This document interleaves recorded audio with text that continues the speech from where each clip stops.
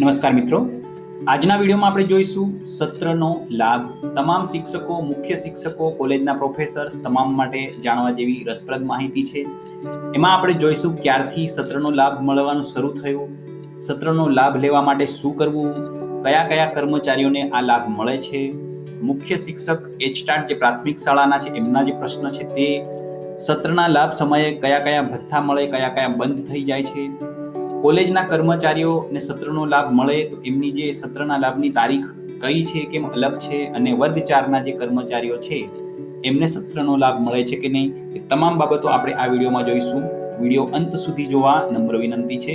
Next, સત્રનો લાભ એટલે શું? શિક્ષણ વિભાગમાં કાર્યરત કર્મચારીઓનું સત્ર જૂનથી મે ચાલતું હોય છે. તેથી બાળકોના અભ્યાસને ધ્યાને લઈ કર્મચારીને વય નિવૃત્તિની ખરેખરની તારીખ બાદ જે તે સત્રના અંત સુધી ચાલુ રાખવામાં આવે છે. આવી જોગવાઈ કરવામાં આવી છે, તેને સત્રનો લાભ કહેવામાં આવે છે.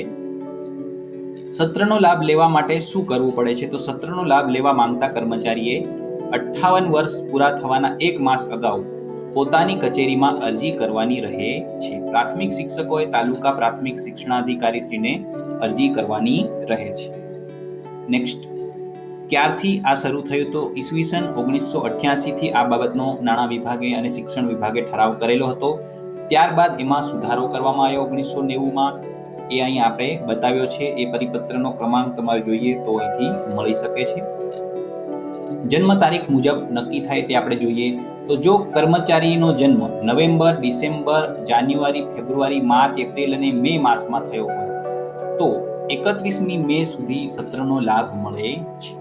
અને કર્મચારીનો જન્મ જૂન, જુલાઈ, ઓગસ્ટ, સપ્ટેમ્બર કે ઓક્ટોબરમાં થયો હોય તો 31મી ઓક્ટોબર સુધી સત્રનો લાભ મળે છે. કોને મળવા પાત્ર છે? તો પ્રાથમિક અને ઉચ્ચ પ્રાથમિક વિભાગના તમામ શિક્ષકોને, માધ્યમિક અને ઉચ્ચતર માધ્યમિક શાળાના તમામ શૈક્ષણિક, બિન શૈક્ષણિક કર્મચારીઓને અને ગ્રાન્ટ ઇન એડ પ્રાથમિક શાળાના તમામ કર્મચારીઓને સત્રનો લાભ મળે છે. એચટાટ મુખ્ય શિક્ષકનું જોઈએ તો પ્રાથમિક શિક્ષકોને 31/12/88ના ઠરાવથી સત્રનો લાભ આપેલ છે, જેમાં પેન્શનના સ્થાને પગાર આપવામાં આવે છે, જેથી નાણાં વિભાગની આ બાબતમાં મંજૂરીની જરૂર છે. એચટાટ મુખ્ય શિક્ષકની કેડર અલગ બનાવેલી છે. હવે તે શૈક્ષણિક છે કે વહીવટી તે બાબતની સ્પષ્ટતા હજુ થવાની બાકી છે.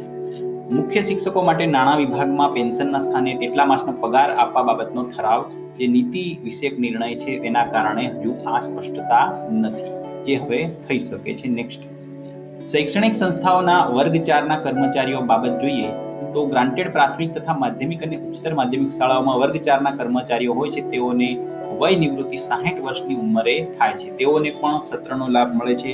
અને જે ક્લાર્ક હોય છે, સિનિયર આસિસ્ટન્ટ હોય છે, જુનિયર ક્લાર્ક, તમામને સત્રનો લાભ મળે છે. કોલેજના કર્મચારીઓ બાબત આપણે જોઈએ તો કોલેજના પ્રોફેસર તથા તમામ કર્મચારીઓને સત્રનો લાભ મળે છે, પરંતુ તેઓને સત્રના લાભની જે તારીખ છે એ 14મી જૂન છે અને એકમાં થોડો ફેરફાર છે.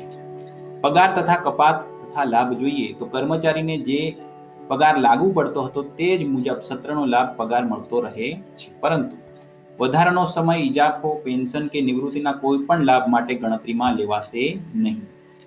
જીપીએફ કપાત નિવૃત્તિની તારીખથી 3 માસ અગાઉ બંધ થઈ જાય છે, જે ઓરિજિનલ નિવૃત્તિની તારીખ હોય છે એના કરતા. તથા જૂથ વીમાની કપાત પણ સત્રના લાભમાં થતી નથી. એ પણ અગાઉ એનું જે કંઈ મળવાપાત્ર થતું એ હિસાબ થઈ જતો હોય છે. આવા જ શૈક્ષણિક અને વહીવટી બાબતોના માહિતીસભર વિડીયો જોવા માટે સબસ્ક્રાઇબ કરો આપણી channel Shreyas Dabur. Thank you very much.